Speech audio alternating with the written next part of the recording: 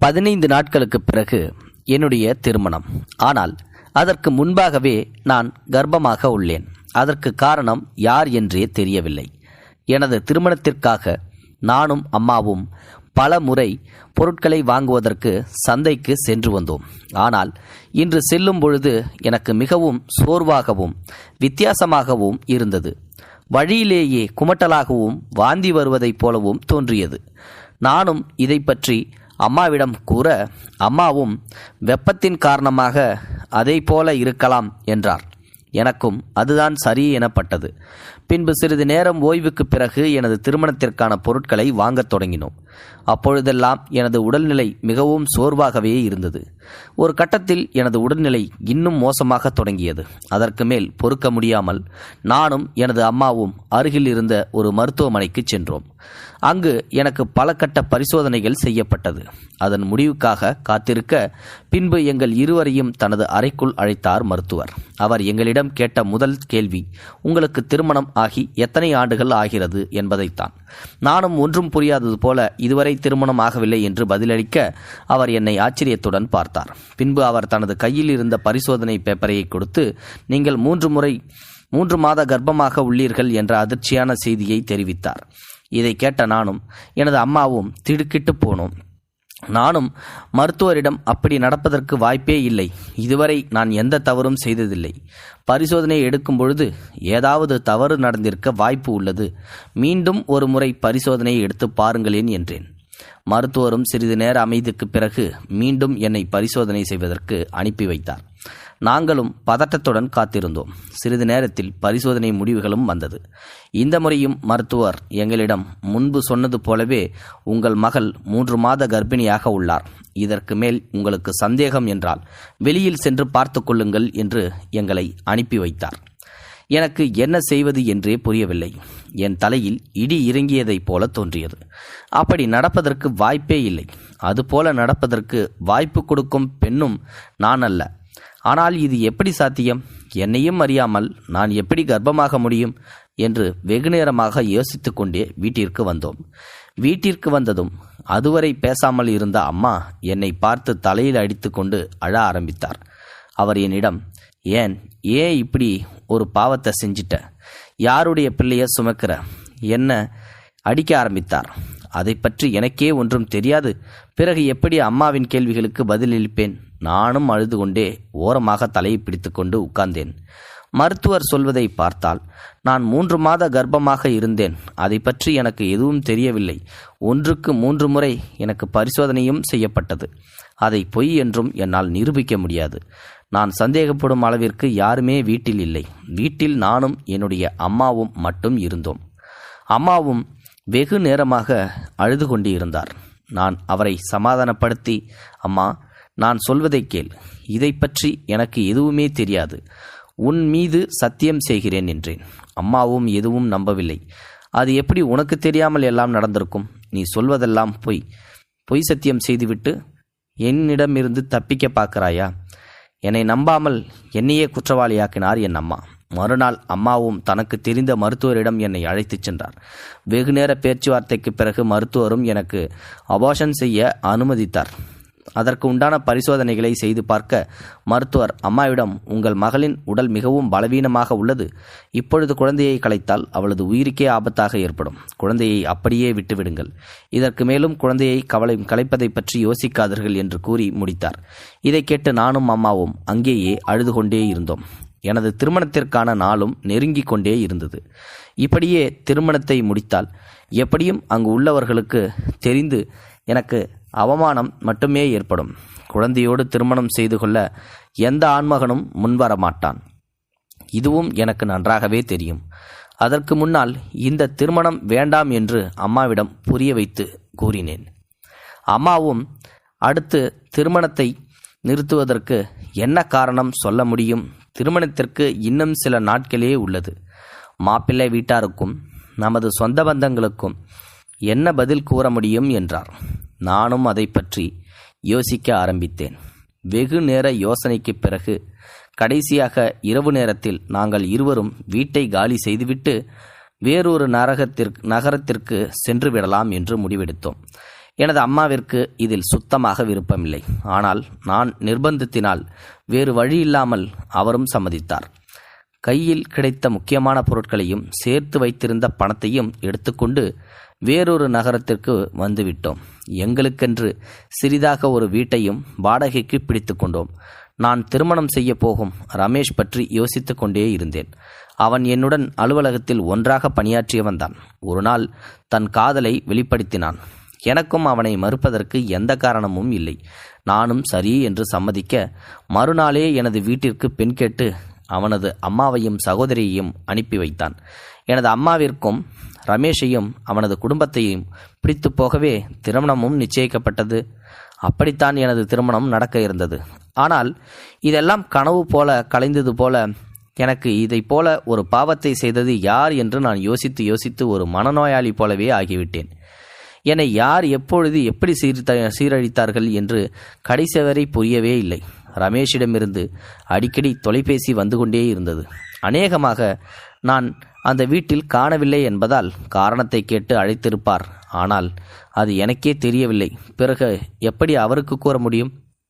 நானும் யோசித்து என்னிடமிருந்த சிம் கார்டை வெளியில் எடுத்து உடைத்து போட்டேன். இனிமேல் நானும் அவரோடும் அல்லது மற்றவர்களோடும் தொடர்பு வேண்டாம் என்று நினைத்தேன். ரமேஷிடம் கூட உண்மையை சொல்லிவிடலாம் என்று சில சமயம் தோன்றும். ஆனால் அவரின் மனநிலை எனக்கு நன்றாகவே தெரியும். ஒருமுறை அவர் என்னிடம் எதை வேண்டுமானாலும் நான் தாங்கிக் கொள்வேன், ஆனால் துரோகத்தை மட்டும் தாங்கிக் கொள்ளவே முடியாது என்றார். நான் அவருக்கு துரோகம் செய்யவில்லை. இதை நான் சொன்னாலும் யாரும் நம்பப்போவதும் இல்லை. எனது இந்த நிலையை நினைத்து அம்மா உடல் நலம் மிகவும் பாதிப்படைந்து இருந்தார். புதிதாக வந்த நகரில் அக்கம் பக்கத்தில் உள்ளவர்கள் எங்களை பற்றி விசாரிக்க தொடங்கினர். நானும் அவர்களிடம் எனக்கு திருமணமாகிவிட்டது என்றும் கணவர் கடந்த மாதம்தான் வெளிநாடு சென்று விட்டார் என்றும் பொய் சொன்னேன். அதை விட்டால் எங்களுக்கு வேறு வழியும் இல்லை. நாட்களும் கடந்து சென்றது. எனது உடல்நிலையில் நிறைய மாற்றங்கள் தென்பட்டன. சிறிதாக வயிறும் பெரிதாக தொடங்கியது. என் உடல்நிலையும் எப்பொழுதும் சோர்வாகவே இருந்தது. நானும் எனது நிலையை நினைத்து கடவுளிடம் நான் யாருக்கு என்ன பாவம் செய்தேன், யார் இப்படி என்னுடைய வாழ்க்கையில் விளையாடியது என்று பலமுறை அழுது கொண்டே பிரார்த்தித்து கொண்டிருந்தேன். எனக்கு ஆறுதலாக இருந்த அம்மாவும் இப்பொழுதெல்லாம் என்னுடன் சரியாக பேசுவது கூட கிடையாது. நான் அவருக்கு ஒரே மகள் என்று எனது 5 வயதில் எனது அப்பா இறந்த பிறகு அவர்தான் என்னை கவனித்து வந்தார். அதன் பிறகு அம்மா வேறொரு திருமணம் செய்து கொள்ளவில்லை. தனியாக நின்று என்னை நல்ல முறையில் படிக்கவும் வைத்தார். அதன் பின்னர் நானும் நல்ல ஒரு நிறுவனத்தில் வேலைக்கும் சேர்ந்தேன். நானும் எனது அம்மாவைப் போலவே மிகவும் அழகாக இருந்தேன். அம்மாவே சில சமயம் இவ்வளவு அழகு ஆபத்தை ஏற்படுத்தும், கவனமாக இருந்து கொள் என்று அறிவுரையும் சொல்வார். அப்பொழுதெல்லாம் நானும் சிரித்துக்கொண்டே அம்மாவிடம், யாரேனும் என்னிடம் தவறாக நடப்பதற்கு முயற்சி செய்தால் அவர்களின் கை கால்களை உடைத்து விடுவேன் என்பேன். எனக்கும் அவ்வளவு தைரியம் இருக்கத்தான் செய்தது. ஆனால் இப்பொழுது நடந்ததோ வேறு. என் வாழ்க்கை இப்படி அழிக்கப்பட்டது. அதுவும் எனக்கு தெரியாமலேயே. அதை நினைத்து நான் கண்ணீர் வடித்து கொண்டே இருந்தேன். கடைசியாக எனக்கு பிரசவம் நாளும் வந்தது.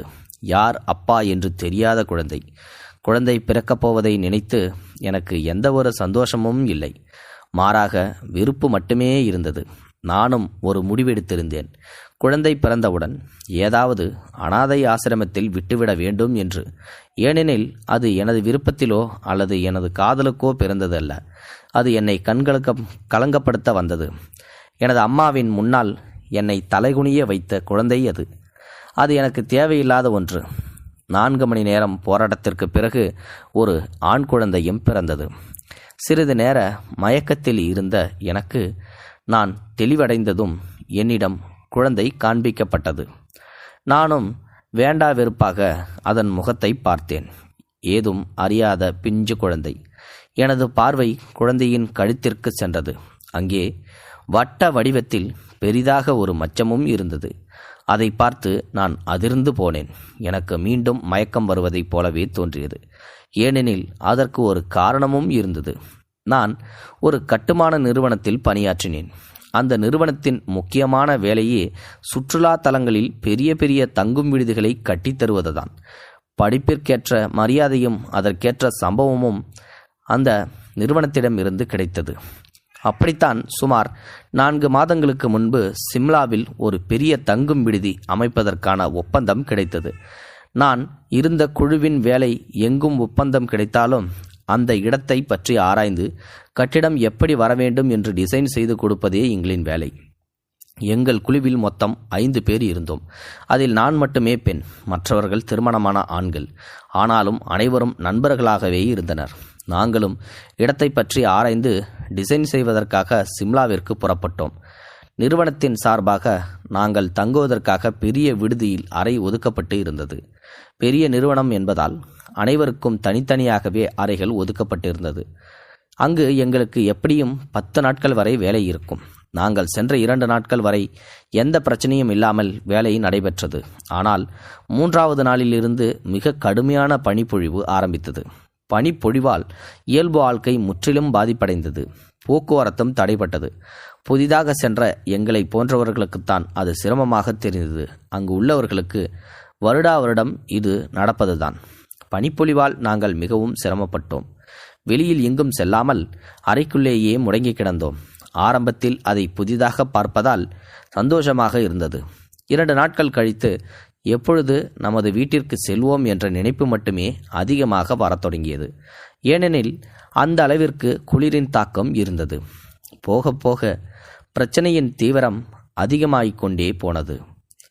பிறகு ஒரு நாள் இரவு நான் அறையில் உறங்கிக் கொண்டு இருக்கும் பொழுது அந்த விடுதியில் வேலை செய்பவர் கதவை தட்டினார்.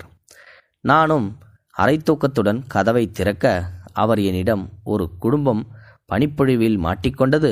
எங்கள் விடுதியில் வேறு எந்த அறையும் காலியாக இல்லை. சிறிய குழந்தையை வைத்துக்கொண்டு மிகவும் சிரமப்படுகிறார். நீங்கள் பெரிய மனது செய்து அந்த குழந்தையை உங்களுடன் தங்க வைத்து கொள்ள முடியுமா என்று கேட்டார். எனக்கும் இது வித்தியாசமாக இருந்தது. காரணம், எந்த ஒரு விடுதியிலும் அதை போல கேட்பதில்லை. ஆனாலும் அங்கிருக்கும் நிலைமையை நான் புரிந்து கொண்டேன். எனக்கும் சற்று மனிதாபிமானம் அதிகமாகவே இருந்தது. நானும் யோசித்து குழந்தையை என்னுடன் வைத்துக் கொள்கிறேன் என பதிலளித்தேன். அவரும் சந்தோஷமாக வெளியில் நின்ற ஒரு மனிதரை அழைத்தார். அவர் கையில் 6 வயது குழந்தை, ஒரு பெண் குழந்தை. அந்த குழந்தை குளிரினால் நடுங்கிக் கொண்டிருந்தது. குழந்தை நடுங்குவதை பார்த்து நானே பதட்டமாகி போனேன். பின்னர் அந்த மனிதர் எனது அறைக்குள் வந்து தனது குழந்தையை பாதுகாப்பாக கம்பளியால் மூடி வைத்தார். அப்பொழுது அந்த குழந்தை உறங்கிக் கொண்டிருந்தது. அந்த மனிதருக்கு 30 அல்லது 32 வயது இருக்கும். வெளியில் வந்த அவரும் என்னிடம், உங்களுக்கு மிகவும் நன்றி. நீங்கள் மட்டும் உதவி செய்யவில்லை என்றால் நானும் எனது குழந்தையும் என்ன ஆகியிருப்போம் என்று தெரியாது. எனது குழந்தையை மற்றும் சற்று கவனித்துக் கொள்ளுங்கள். நான் வெளியில் சென்று உறங்கிக் கொள்கிறேன் என்றார். நானும் சரி என்று சம்மதிக்க அவரும் வெளியே சென்று விட்டார். நானும் குழந்தையை சென்று பார்க்க சிறிது நேரத்தில் குழந்தையின் நடுக்கம் நீங்கி நிம்மதியாக உறங்கிக் கொண்டிருந்தது. நானும் அதன் அருகிலேயே படுத்துக்கொண்டேன். இரவு மழையும் பெய்ய தொடங்கியது. மறுநாள் காலை குழந்தை எழுந்தவுடன் என்னை பார்த்து பதட்டமானது. பிறகு என்னிடம், எனது அப்பா எங்கே, எனது அப்பாவிடம் செல்ல வேண்டும் என்று அழ ஆரம்பித்தது. குழந்தை அழுவதை பார்த்து நானும் பதட்டமடைந்தேன். பின்னர் வெளியில் வந்து பார்க்க அங்கே குழந்தையின் அப்பா இல்லை. பிறகு அந்த விடுதியில் உள்ளவர்களிடம் விசாரிக்க அவர்கள், சற்று முன்பு வரை இங்குதான் வராண்டாவில் உறங்கிக் கொண்டிருந்தார், இப்பொழுது காணவில்லை என பதிலளித்தனர். நானும் என்ன செய்வது என்று புரியாமல் உணவுகளை வாங்கி வந்து குழந்தைக்கு ஊட்டிவிட்டேன். குழந்தையும் வெகு நேரமாக அழுது கொண்டிருந்தது. பிறகு எப்படியோ உனது தந்தை சிறிது நேரத்தில் வந்துவிடுவார் என்று சமாதானப்படுத்தினேன்.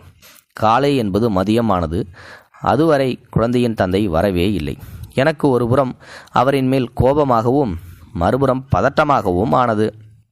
அந்த குழந்தையின் தந்தைக்கு என்ன ஆகியிருக்குமோ என்றுதான். நானும் குழந்தையிடம் அவர்களின் குடும்பத்தை பற்றி விசாரிக்க ஆரம்பித்தேன். குழந்தையும் அழுது கொண்டே, எனக்கு அப்பா மட்டுமே உள்ளார். அம்மா கடவுளிடம் சென்று விட்டார். நாங்கள் டெல்லியில் வசிக்கின்றோம். நான் தான் அப்பாவிடம் சிம்லாவிற்கு செல்ல வேண்டும் என்று அடம்பிடித்தேன். அப்பா என் மேல் பிரியமாக இருப்பார். நான் கேட்கும் அனைத்தையும் நிறைவேற்றி வைப்பார். அப்படி சிம்லா வரும்பொழுது நாங்கள் வந்த கார் பனிப்பொழிவில் மாட்டிக்கொண்டது. நேற்று இரவு அங்கிருந்து என்னை அப்பாதான் தோளில் சுமந்து கொண்டு இங்கு வந்து சேர்த்தார். கடுமையான குளிரினால் எனக்கு எதுவுமே தெரியவில்லை. காலையில் எழுந்து பார்க்கும் பொழுது உங்கள் அருகில் உள்ளேன். என்னுடைய அப்பாவை காணவில்லை என்று மீண்டும் அந்த குழந்தை அழத் தொடங்கியது. நானும் பதட்டமடைந்து மீண்டும் மீண்டும் அங்கு உள்ளவர்களிடம் குழந்தையின் அப்பாவை பற்றி விசாரித்து கொண்டே இருந்தேன். அவர்களிடமும் எந்த பதிலும் கிடைக்கவில்லை. பிறகு சாயங்காலம் குழந்தையின் அப்பா குழந்தையை தேடி வந்தார். அவரை பார்த்தவுடன் குழந்தையும் கட்டிப்பிடித்து அழவே ஆரம்பித்து விட்டது. எனக்கு அவரை பார்த்ததும் கோபமாகத்தான் வந்தது. நானும் அவரிடம், உங்களுக்கெல்லாம் மனசாட்சி என்பதே இல்லையா? பச்சிலம் குழந்தையை இப்படி தவிக்க விட்டுட்டு எங்கே போனீங்க என்று கோபத்துடன் கேட்டேன். அதற்கு அவரும், என்னை மன்னித்து விடுங்கள், உங்களுக்கு சிரமத்தை கொடுத்து விட்டேன். நான் காலையிலேயே எழுந்து வெளியில் நின்று கொண்டிருந்தேன். அப்பொழுது வந்த மீட்பு குழுவினர் பக்கத்தில் பனிச்சரிவு ஏற்பட்டதாகவும் அதில் நிறைய வண்டியில் வந்தவர்கள் மாட்டிக்கொண்டதாகவும் அவர்களை மீட்க ஆட்கள் தேவைப்படுவதாகவும் கூறினார்கள். நானும் குழந்தைதான் பாதுகாப்பா உள்ளதே என்ற எண்ணத்தில் அவர்களை காப்பாற்றுவதற்காக அவர்களுடன் சென்று விட்டேன். அங்கு சென்று பல பேர்களின் உயிர்களையும் காப்பாற்றினோம். அதனால்தான் வருவதற்கு தாமதமாகிவிட்டது என்றார். அவரின் பேச்சை கேட்டு எனக்கே வெட்கமாக்கி போனது. ஒரு நல்ல செயலுக்காக சென்றவரிடம் இப்படி கோபப்பட்டு விட்டோமே என்று. நானும் அவரிடம் அதற்கு மேல் ஒன்றுமே சொல்லவில்லை. பிறகு அவர் என்னிடம், நேற்று பெய்தது போல இன்றும் மழை பெய்யும் என்று கூறியுள்ளனர். தயவுசெய்து இன்று ஒரு நாள் மட்டும் என்னுடைய குழந்தையை கவனித்துக் கொள்ளுங்கள். நாளை காலை விடிந்தவுடன் நான் எனது குழந்தையை கூட்டிக் கொண்டு சென்று விடுகிறேன். கொஞ்சம் கருணை காட்டுங்கள் என்று கெஞ்சும் குரலில் கேட்டார். அவரை பார்க்க எனக்கு பாவமாகி போனது. நானும் அவரிடம், நீங்கள் எதுவும் சொல்ல வேண்டாம், தாராளமாக நான் உங்கள் குழந்தையை பார்த்து கொள்கிறேன். உங்களைப் போல எனக்கும் கொஞ்சம் மனிதாபிமானம் உள்ளது. நீங்கள் ஒன்றும் கவலைப்பட வேண்டாம் என்றேன். அவரும் சந்தோஷம் அடைந்து பின்னர் சகஜமாக என்னிடம் பேசத் தொடங்கினார். இரவும் வரத் தொடங்கியதும் குழந்தையிடம், இங்கு படுத்துக்கொள் அப்பா, வெளியில் வராண்டாவில்தான் இருப்பேன். அவர்களை தொந்தரவு செய்யாமல் நல்ல பிள்ளையாக இருக்க வேண்டும் என்று குழந்தையிடம் சொல்லிக்கொண்டே இருந்தார். நானும் அவரிடம், எதற்காக நீங்கள் வராண்டாவில் சென்று படுக்க வேண்டும்? என்னுடைய அறையில் நிறைய இடம் உள்ளது. நீங்கள் இங்கேயே தாராளமாக படுத்துக்கொள்ளலாம் என்று சொன்னேன். ஆனால் அவர் அதை மறுத்துவிட்டார். நான் வராண்டாவில் படுத்துக்கொள்கிறேன் என்று பிடிவாதமாகவே இருந்தார். நானும் அவரிடம் அதற்கு மேல் வற்புறுத்தி இங்கே இருக்கும்படி அறிவுறுத்த ஒரு கட்டத்தில் அவரும் அறையில் தங்குவதற்கு சம்மதித்தார். பிறகு என்னை பற்றி விசாரிக்க நானும் அனைத்தையும் சொன்னேன்.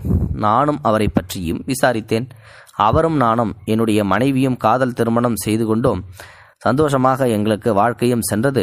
எங்களுக்கு ஒரு தேவதையாக இவள் பிறந்தால் எங்கள் வாழ்க்கை இன்னும் அழகாக மாறியது. ஆனால் யார் கண் பட்டதோ தெரியவில்லை, என் மனைவி குணப்படுத்த முடியாத ஒரு வியாதியாளி இறந்து போனாள். அவள் இருக்கும் பொழுது என்னுடைய குழந்தைக்கு 2 வயசு. அதன் பிறகு நானும் வேறொரு திருமணமும் செய்து கொள்ளவில்லை. இங்கே வருபவள் என்னுடைய மகளை சரியாக நடத்த மாட்டாளோ என்ற கவலைதான் அதிகமாக இருந்தது. அதனால் அதை பற்றி நான் யோசிக்கவில்லை. அவள்தான் என்னுடைய உலகம் என்று கூறினார். அவரின் மகளின் பாசம் என்னை மெய்சிலிர்க்க வைத்தது. அவரிடம் பேசும்பொழுது எனக்கு என்னுடைய அம்மாவின் ஞாபகமும் வந்தது. எனது அம்மாவும் அதே போலத்தான் என்மேல் அவ்வளவு பாசமாக இருப்பார். வந்ததிலிருந்து நான் அவரிடம் பேசவே இல்லை. திடீரென எனக்கு அவரிடம் பேச வேண்டும் போல தோன்றியது. நானும் அவரிடம், நான் என் அம்மாவிடம் பேசிவிட்டு வருகிறேன், நீங்கள் படுத்துக்கொள்ளுங்கள் என்று கூற அவரும் சம்மதித்து அறையின் ஒரு ஓரமாகவே படுத்துக்கொண்டார். நான் வெளியில் வந்து அம்மாவிடம் பேசுவதற்கு முயற்சி செய்ய எனது மொபைலில் சிக்னல் சுத்தமாக கிடைக்கவில்லை. அப்பொழுது மணி 10 இருக்கும். நானும் சற்று தூரத்தில் பார்க்க அங்கே ஒரு 4-5 நபர்கள் ஒரு கட்டிடத்தின் அருகில் தொலைபேசியில் பேசிக்கொண்டு இருப்பது போல தெரிந்தது. நானும் அங்கு சென்றால் சிக்னல் கிடைக்கும் என்ற நம்பிக்கையில் வெளியிலேயே நடக்க ஆரம்பித்தேன். அங்கே இருந்து பார்ப்பதற்கு சிறிய தூரமாக இருந்தது. அது போக போக போக போக சற்று தூரம் அதிகமாகவே இருந்தது. நினைத்தது போலவே அங்கு மொபைலில் சிக்னல் கிடைத்தது. அம்மாவிற்கு தொலைபேசியில் அழைக்க அவரும் என்னை நினைத்து பதட்டத்தில் தான் இருந்தார். நானும் அவரை சமாதானம் செய்து நான் நன்றாக இருப்பதாக தெரிவித்தேன். பின்னர் என்னை பற்றியும் நான் தங்கியிருக்கும் இடங்களை பற்றியும் விசாரித்து கொண்டிருந்தார். நானும் எல்லாவற்றிற்கும் பதில் கூறிக்கொண்டே இருந்தேன். பிறகு அவரை பற்றியும் விசாரிக்க அவர் நன்றாக இருப்பதாக கூற நானும் நிம்மதியடைந்தேன். எவ்வளவு நேரம் பேசினேன் என்பது எனக்கே தெரியவில்லை. நேரம் போக போக பனிப்பொழிவு மிக அதிகமானது. மழையைப் போல பனித்துளிகள் விழ ஆரம்பித்தது. நானும் அம்மாவிடம் கூறிவிட்டு மொபைலை அணைத்து எனது பாக்கெட்டுக்குள் வைத்துவிட்டு என்னுடைய அறையை நோக்கி நடக்க ஆரம்பித்தேன். அதிக நேரம் வெளியில் நின்றதால் எனது கை கால்கள் அனைத்தும் விரைத்து போயிருந்தன. நானும் சமாளித்து கொண்டு அறையை நோக்கி நடக்க சிறிது நேரத்திலேயே என் கால்கள் பணிகளுக்குள் இடையில் மாட்டிக்கொண்டு தடுமாறின. சமாளித்து கொண்டு நானும் ஒவ்வொரு அடியாக எடுத்து வைக்க ஒரு பள்ளத்தில் என் கால் மாட்டிக்கொண்டது. நானும் எவ்வளவோ முயற்சி செய்தேன். ஆனால் எனது கால் விடுபடவே இல்லை. என்ன செய்வதென்று புரியாமல் பதட்டத்தில் நான் கத்த ஆரம்பித்தேன். ஆனால் நான் கத்தும் சத்தம் யாருக்குமே கேட்கவில்லை. அங்கு இருந்த சில பேரும் பனிப்பொழிவு அதிகமானதால் அங்கிருந்து கிளம்பி போய்விட்டனர். சில நிமிடங்களேயே நானும் மிகவும் பலவீனமாகி விட்டேன். குளிரினால் என் உடல் நடுங்கத் தொடங்கியது. மூச்சு விடுவதற்கே மிகவும் சிரமமாக இருந்தது. பனித்துகள்கள் அனைத்தும் என் முகம் முழுவதும் படரத் தொடங்குகிறது. வெகு நேரமாக போராடி கொண்டிருந்த நான் ஒரு கட்டத்தில் கீழே விழுந்து விட்டேன். என் மேல் பனித்துளிகள் படர ஆரம்பித்தது. எனது கை கால்கள் அசைக்க முடியாத வண்ணம் மறுத்து போயிருந்தது. நானும் எவ்வளவோ முயற்சி செய்தேன் எழுந்து அறைக்கு செல்வதற்கு. ஆனால் என்னால் அது முடியவில்லை. எனக்கு பிடித்த தெரிந்த கடவுள்கள் அனைத்திடமும் பிரார்த்தித்து கொண்டே இருந்தேன், எப்படியும் இந்த இடத்திலிருந்து காப்பாற்றப்பட வேண்டும் என்று. ஆனால் மெல்ல மெல்ல உடல் சோர்வின் காரணமாக என் கண்கள் மூட ஆரம்பித்தது. நான் மயக்க நிலைக்கு சென்றே விட்டேன். இன்றுதான் நமக்கு கடைசி நாளோ என்ற பயத்துடன் கண்ணை மூடினேன். திடீரென சுயநினைவு வந்து கண் விழித்து பார்த்தேன். நான் எனது அறையில் இருந்தேன். என் உடல் முழுவதும் வலியாக இருந்தது. அருகில் அந்த குழந்தை அமர்ந்து எனது கைகளை உரசி கொண்டிருந்தது.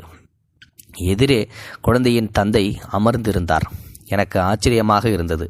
நான் இறந்திருக்க வேண்டியவள், ஆனால் எப்படி காப்பாற்றப்பட்டேன் என்று நான் கண் விழித்ததை பார்த்து குழந்தை தனது அப்பாவிடம் தெரிவிக்க அவரும் தலை கவிழ்ந்தபடியே அருகில் வந்தார். அவர் என்னிடம் நலம் விசாரித்தார். நானும் அவரிடம் நான் எப்படி இங்கு வந்தேன் என்று விசாரித்தேன். அதற்கு அவர், நீங்கள் நேற்று இரவு சென்று வெகு நேரம் ஆகிவிட்டதால் உங்களை தேடி வெளியே வந்தேன். நீங்கள் அங்கும் இல்லை. நானும் அங்கு இருந்தவர்களிடம் விசாரிக்க அவர்கள் அந்த பக்கம் சென்றதாக கூறினார்கள். நானும் அங்கு வந்து பார்க்க நீங்கள் மயக்க நிலையில் கிடந்தீர்கள். பிறகுதான் உங்களை இங்கு அழைத்து வந்தேன் என்றார். நானும் அவருக்கு எனது உயிரை காப்பாற்றியதற்காக நன்றி கூறினேன். ஆனாலும் அவர் ஒன்றும் பேசாமல் ஏதோ யோசிப்பதைப் போலவே தோன்றியது. மறுநாள் காலை சொன்னது போலவே குழந்தையும் தந்தையும் கிளம்பிவிட்டார்கள். போகும்பொழுது குழந்தை என்னை கட்டிப்பிடித்து முத்தம் கொடுத்து விட்டுதான் சென்றது. அப்பொழுதுதான் கவனித்தேன், குழந்தையின் கழுத்தில் கருப்பு நிறத்தில் வட்ட வடிவில் மச்சம் ஒன்று இருப்பதை. அதே மச்சம் குழந்தையின் அப்பாவிற்கும் இருந்தது. எனக்கு அப்பொழுது தெரியவில்லை, அந்த மனிதன் நான் மயக்க நிலையில் இருந்ததை பயன்படுத்தி கொண்டு என்னிடம் மிகப்பெரிய பாவம் செய்துவிட்டான் என்று. உண்மையில் அவன் நல்லவன் என்றுதான் நினைத்தேன். ஆனால் அன்று இரவு என்னை வேட்டையாடிவிட்டான். எனக்கு தீராத வலியை தேடித்தந்து என்னுடைய வாழ்க்கையை நாசமாக்கிவிட்டான். அன்று இரவு அவன் என்னை சீரழித்தது கூட எனக்கு தெரியவில்லை. அன்று இரவே நான் இறந்திருந்தால் கூட இவ்வளவு வலி எனக்கு இருந்திருக்காது. அதன் பிறகு சிம்லாவில் இருந்து வந்துவிட்டேன். பிறகுதான் ரமேஷ் என்னிடம் காதலை சொல்லி திருமணமும் வந்தது. இவை அனைத்தையும் நினைத்து பார்த்து எனக்கு அப்பொழுதுதான் புரிந்தது யாரால் நான் சீரழிக்கப்பட்டேன் என்று. நானும் மருத்துவமனையில் இருந்து வீட்டிற்கு வந்து அனைத்து உண்மைகளையும் அம்மாவிடம் சொன்னேன். அவரும் அதை கேட்டு பதறிப்போனார். எனக்கு பிறந்த குழந்தையை அனாதை ஆசிரமத்தில் விட்டுவிட வேண்டும் என்றுதான் எண்ணம். ஆனால் அந்த எண்ணம் இப்பொழுது இல்லை. எனக்கு எவ்வளவு வலிகள் தந்து இருந்தாலும் அது என்னுடைய குழந்தை, என்னுடைய இரத்தமும் உள்ளது. குழந்தையின் முகத்தை பார்த்து நான் என் முடிவை மாற்றிக்கொண்டேன். நானும் சில நாட்களில் தெளிவாக முடிவெடுத்தேன், இனிமேல் குழந்தைக்காக வாழ வேண்டும் என்று. அதற்காக நான் படித்த படிப்பிற்கு வேலை தேட ஓரளவு சம்பளத்தில் வேலையும் கிடைத்தது. குழந்தையை வளர்க்கும் பொறுப்பை எனது அம்மாவிடம் ஒப்படைத்தேன். நாட்களும் நகரத் தொடங்கியது. 1 வருடத்திற்கு பிறகு இவ்வளவு நாள் நான் யாரை பார்க்கக்கூடாது என்று நினைத்து இருந்தேனோ அவனே என்னுடைய வீட்டில் எனது அம்மாவுடன் பேசிக்கொண்டிருந்தான். அவன் வேறு யாரும் அல்ல, சிம்லாவில் என்னை சீரழித்தவன்தான். அவன் குழந்தையோடு வந்திருந்தான். நான் வீட்டிற்குள் சென்றதும் குழந்தை என்னை வேகமாக வந்து கட்டிப்பிடித்து கொண்டது. ஆன்ட்டி, நீங்கள் எங்கு சென்று விட்டீர்கள்? உங்களை நானும் அப்பாவும் பல இடங்களில் தேடினோம் என்றது. எனக்கு அதிர்ச்சி ஒருபுறம் இருந்தாலும் அவனை பார்க்க கோபமாகத்தான் இருந்தது. நானும் வேகமாக சென்று எனது அறையை சென்று பூட்டிக் கொண்டேன். எனது கோபத்தை பார்த்து அந்த மனிதரும் புரிந்து கொண்டான். பிறகு எனது அறை கதவை வெகுநேரமாக தட்டி கொண்டிருந்தான். அவன் என்னிடம், ஒரே ஒரு முறை மட்டும் உங்களுடன் பேசுவதற்கு வாய்ப்பை கொடுங்கள், நான் அனைத்தையும் உங்களுக்கு புரிய வைக்கிறேன், தயவு செய்து கதவை திறந்து விடுங்கள் என்றான்.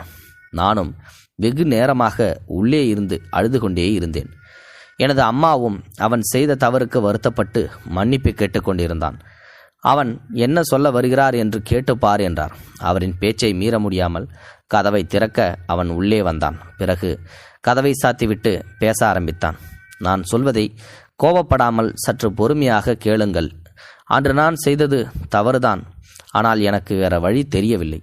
அன்று பணியிலிருந்து உங்களை எடுத்து வரும்பொழுது நீங்கள் மிகவும் ஆபத்தான நிலையில் இருந்தீர்கள். கொஞ்ச நேரம் விட்டிருந்தால் நீங்கள் அப்பொழுதே இறந்து போயிருப்பீர்கள். எனது மகளின் உயிரை காப்பாற்றிய உங்களை என் கண் முன்னே இழப்பதற்கு நான் தயாராக இல்லை.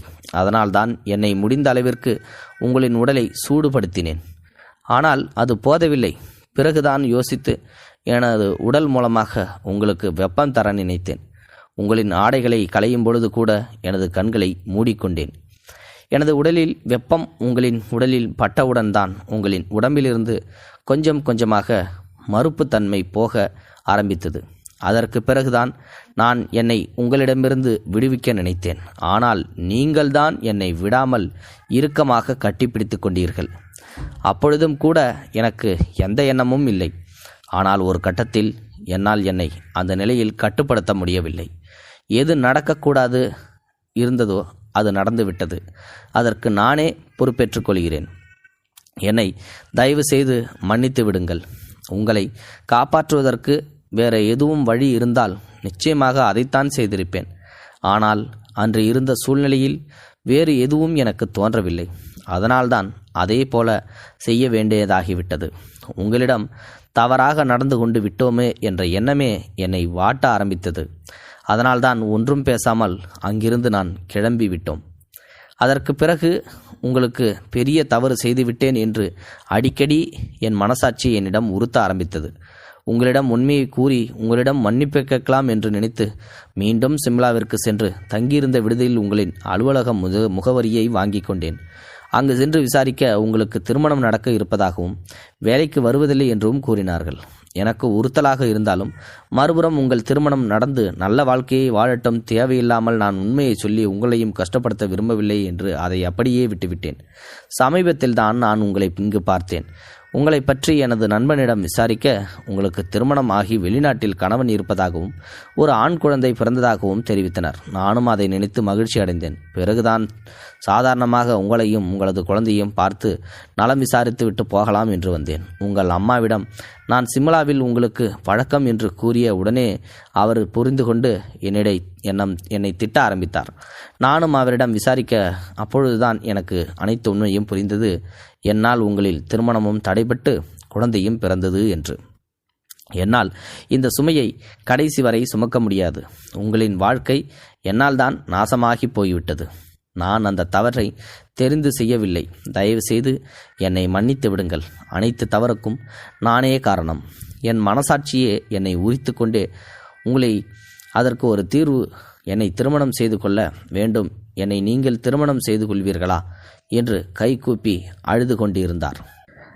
அவர் பேச பேச அவரின் நிலைமை எனக்கு புரிய ஆரம்பித்தது.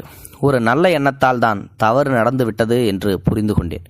வேறொரு ஆளாக இருந்திருந்தால் அன்று நடந்த சம்பவத்தில் சந்தோஷம் மட்டுமே அடைந்திருப்பார்கள். அத்தோடு அதை மறந்திருப்பார்கள். ஆனால் இவர் செய்த தவறுக்கு மன்னிப்பு கேட்பதற்காக என்னை தேடிக்கொண்டிருந்தார். அவரின் நல்ல குணத்தையும் புரிந்து கொண்டேன். எனக்கும் அவரின் மேல் பரிதாபமும் பாசமும் வரத் தொடங்கியது. நானும் அம்மாவிடம் இதை பற்றி கேட்க அவரும் சம்மதித்தார். பிறகு நானும் சம்மதிக்க எங்களின் திருமணமும் எளிமையாக நடைபெற்றது. எனக்கும் 2 குழந்தைகள் என சந்தோஷமாக குடும்பம் கிடைத்தது.